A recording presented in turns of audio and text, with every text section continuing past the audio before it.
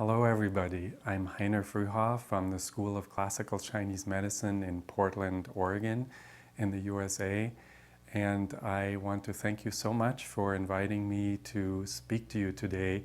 at this important conference that I wish I could attend in person. First, I want to congratulate you for having chosen the field of Chinese medicine.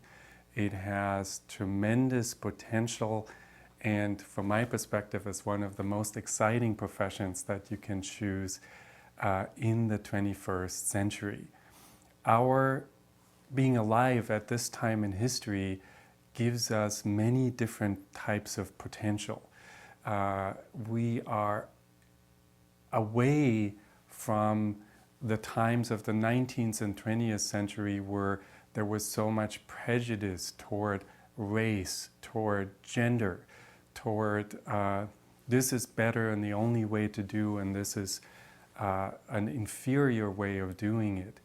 And one of these prejudices is modern versus ancient. We are beginning to realize, starting with works by Friedrich Capra, so the Tao of Physics or so, that the insights of modern science are not, we've come full circle in a certain way to the insight that the ancient scientists already had 3,000, 4,000, 5,000 or even more years before. So we can take a fresh look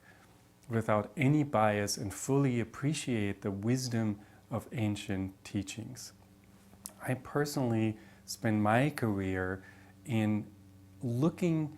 and proving that Chinese medicine is a science in its own right, that in a certain way is more deep and more sophisticated than modern science nowadays, and therefore there is no need for us to use the lens of Western science to validate ancient medicine. What I found in the ancient record, whether you look at Sumer, at Egypt, at India, and especially at China, is you see that there was a sophisticated system that the ancients had where they would examine the cycle of the stars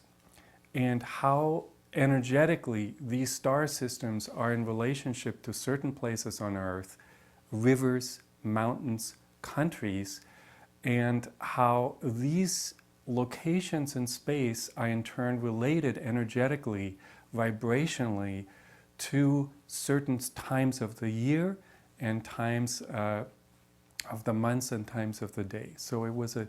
yin-yang theory in a nutshell, is also about the unification of time and space, about the unification of above and below, which is the maxim of the ancient science of alchemy, and really about bringing together the non-matter and matter. And that is really what our profession is. Chinese medicine provides us with a theory and a very detailed practice about how to unite the realm of the immaterial and the spiritual with the realm of the material, which is different from modern science, which limits itself specifically to the realm of the material. And the I Ching says it best when it has this model of 5 different states, the Tao and the Qi on one side, the world as thought, in a certain way the thoughts of God that then take on momentum as Qi, and that crystallize in the form of xiang, which is imagery, that then takes on physical form xing, and physical 3-dimensional shape qi, another type of qi. And so the relationship of an interpenetration of these 5 realms is at the basis of Chinese medicine and makes it a real science. And aesthetically, as an anthropologist, as a philosopher, as a literary scholar, I think this is one of the most pleasing systems aesthetically speaking, to study, but as a clinician, and I'm mostly speaking to you as a clinician, I would like to tell you that this system has infinite potential. And if we just limit ourselves to the modernized way of what we've come to call TCM, westernized form of practicing Chinese medicine by researching herbs in the laboratory, etc., we only seeing the tip of the iceberg. It is in our interest as physicians, as clinicians, to take this system, which is extremely detailed and extremely aesthetically pleasing, I must say, as a scholar of literature and philosophy, this system of relating the above to the below, the heaven to earth, the energetic realities of the universe to the material realities in the universe, including the human body, because that is, of course, the pinnacle of what the Neijing, the Yellow Emperor's classic is. It takes all of this science of time and space, of matter and non-matter, and applies it verbatim to the human body. The Neijing itself said so when it says the 12 organ functions in the human body are really nothing but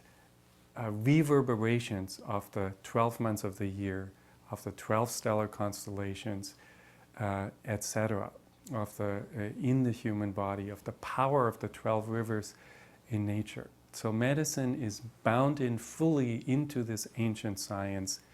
that you find in all of the great civilizations. But it behooves us as clinicians, because I'm standing here in front of you not just as a lover of literature and philosophy and anthropology, but as somebody who practices medicine.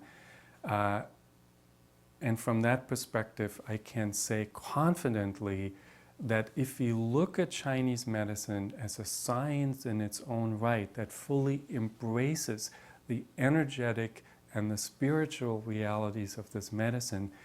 there will be much better results than in the regular textbook system of TCM, which has been, for purely political reasons in China, has been castrated and truncated, so to speak, that we have only maybe 5% left of what Chinese medicine once was. Let me give you two examples that I observed in the last 2 years or so. One of them that may document this. One of them is me making the acquaintance of a doctor in China who's a folk physician who sees some of China's leaders actually, who studied when he was a little boy in the 1950s with an old man who was older than 100 years old, who had personally seen the last 2 emperors of China as a physician, and transmitted to him a remedy that you would wash somebody's body after their heart had already stopped. Before the body was rigid, but the EKG was already stopped. And since he worked in the hospital himself, he said he used that in his lifetime 3 times on people with anaphylactic shock. Some very simple herbs that I think the core is actually Xingren Taoren, the pit of the apricot and the pit of the peach, plus a couple of other ingredients. You would boil those and you would wash the body down, and that was enough to restart the electric spark of life in those people, so that they, like a zombie, would wake back up and the EKG would become active again.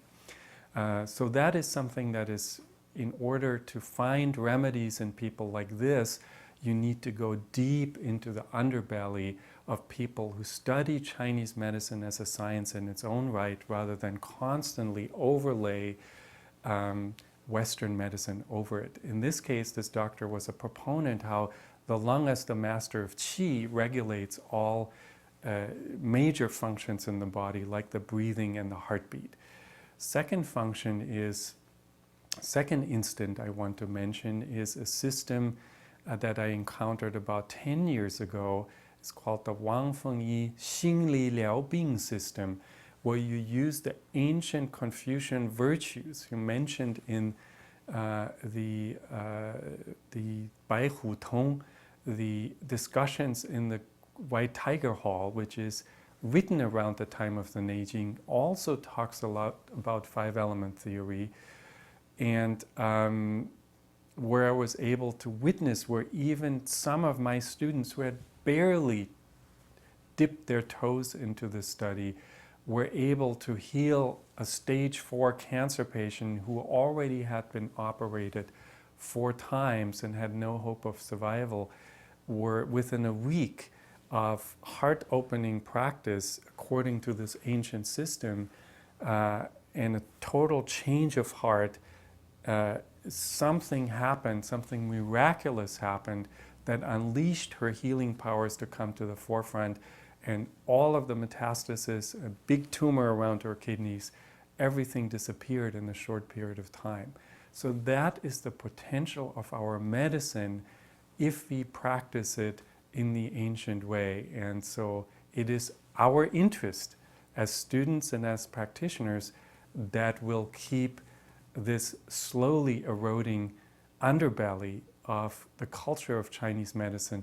alive. And I want to inspire myself and all of you to be interested in those classical roots of our medicine. Thank you so very much, and best of luck to all of you.